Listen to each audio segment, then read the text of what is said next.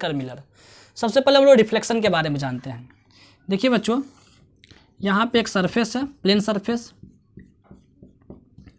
हम लोगों ने क्या किया, यहाँ पर एक नॉर्मल लाइन बना ली है, ठीक, जो परपेंडिकुलर ऐसे है, नॉर्मल लाइन, नॉर्मल लाइन।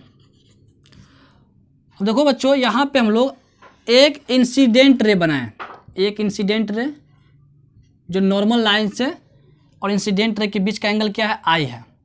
इसको हम लोग क्या कहेंगे, इंसिडेंट रे। ठीक है बच्चों, ध्यान रखेंगे आप लोग, जितना एंगल ये इंसिडेंट रे और नॉर्मल लाइन के बीच है, तो ये पुनः उसी मीडियम में टकराने के बाद ये वापस चली जाएगी, लेकिन उसका भी एंगल उतना ही होगा। तो इस एंगल का नाम लोग दे दिए आर। और ये लाइन जो है, ये लाइन हो गया रिफ्लेक्टेड, रिफ्लेक्टेड।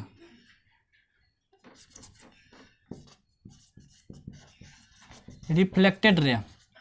ठीक, देखो बच्चों, यहाँ पे एक नॉर्मल लाइन बनाए हम लोग हैं, और ये नॉर्मल लाइन और यहाँ से एक इंसिडेंट रे को हम लोग क्या किए हैं, ड्रॉ किए हैं, जो आप लोग देख रहे हैं। और इंसिडेंट रे टकराने के बाद पुनः उसी मीडियम में चला गया, जिस मीडियम में था ये, उसी मीडियम टकराने के बाद ये ऑपलाइट उसी मीडियम में चला गया। यहाँ पर देख लीजिए, एरो का चिन्ह भी दे दिया, जिस मीडियम से था उसी मीडियम में चला गया।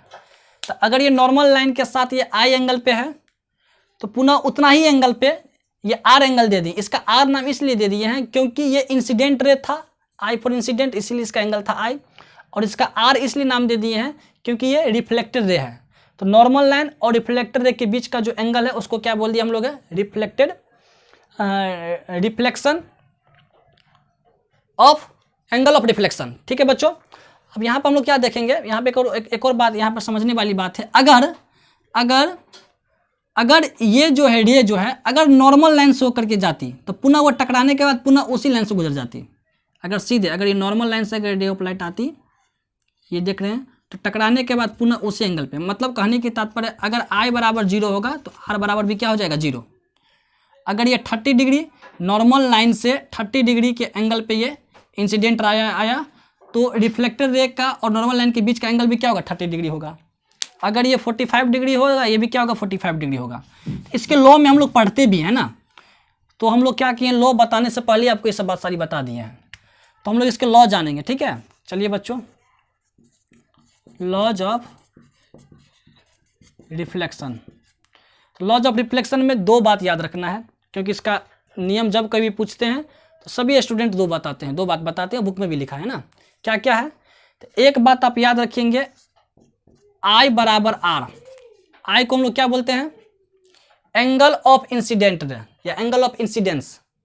आई का नाम क्या हो गया, यहाँ पर लिख देते हम लोग, angle of incidence.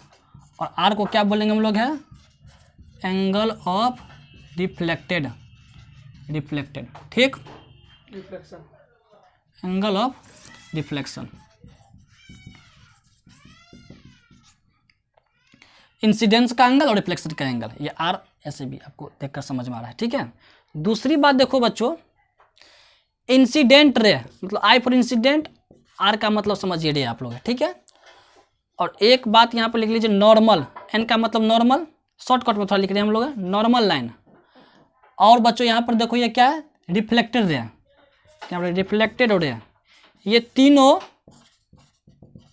Lie in same plane, same plane, same plane.